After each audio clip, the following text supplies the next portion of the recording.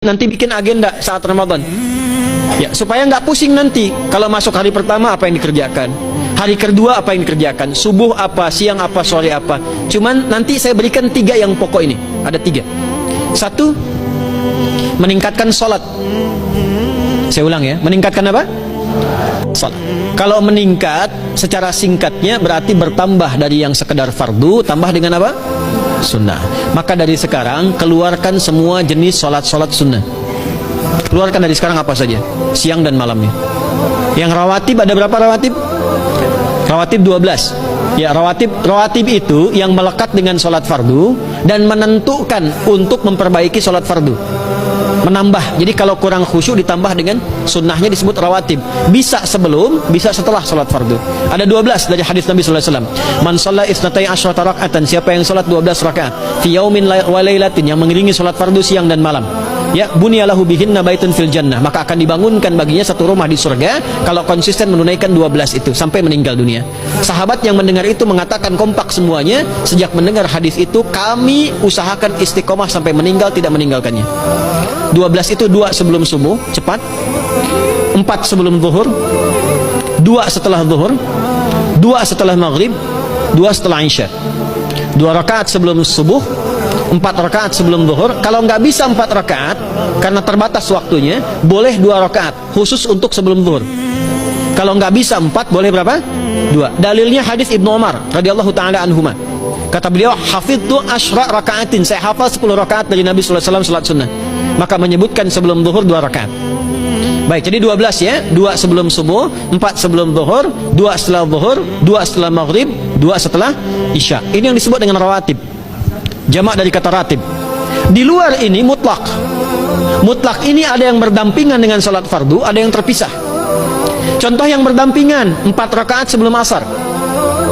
4 rakaat ini bukan disebut rawatib, tapi salat mutlak. Cuma waktunya berdampingan dengan salat fardu. Jadi dia nggak memengaruhi salat fardu, cuma punya keutamaan sendiri. Apa keutamaannya? Hadis Ibnu Umar radhiyallahu taala anhuma, ketika beliau menyampaikan qala Nabi sallallahu alaihi wasallam rahimallahu ra'an shalla qabla al-asri arba'an. Allah akan menambahkan rahmat pada orang yang terbiasa salat 4 rakaat sunnah sebelum salat asar. Jelas ya? Baik. Kemudian apalagi setelah itu? Salat di antara adzan dan iqamah. Ya, di antara adzan dan iqamah. Tahiyatul masjid. Apalagi misalnya salat duha. Duha dibagi 3. Awal duha itu kurang lebih 1,5 jam setelah salat subuh. Subuh sekarang misal 4:30, maka jam 6 muncul awal duha. Namanya syuruk. Saya ulang, salat apa namanya? Syuruk itu salat awal duha. Jumlah rakaatnya 2 rakaat.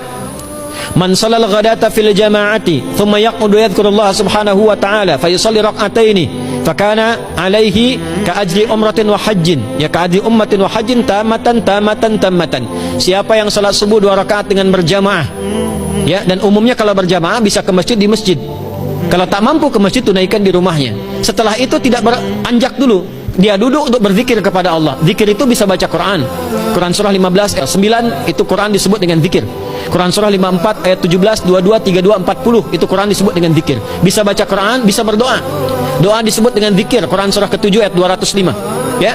Bisa dengan apa lagi? Bertafakur, ya, mengaji, ta'lim, itu disebut dengan zikir. Ali Imran ayat 190 191. Alladzina yadhkuruna Allaha qiyaman wa qu'udan wa 'ala junubihim wa yatafakkaruna fi khalqis samawati wal ard, ya, disebut dengan zikir.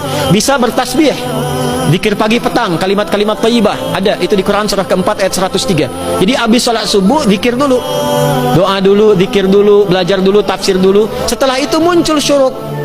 Perjalanannya disebut isyraq, melewati masyrik, 1 tombak bayangan, dia salat 2 rakaat, itu pahala salatnya senilai haji dan umrah. Sempurna. Bukan sudah haji, bukan. Mau kemana? Ibu mau haji dulu? Tidak. Ya, hajinya nanti bulan Dzulhijjah. Tapi senilai haji dan umrah itu 2 rakaat. Awal duha disebut apa? Syuruk. Pertengahan duha sekitar jam 9 jam 10. Jumlahnya 2 sampai 4 rakaat.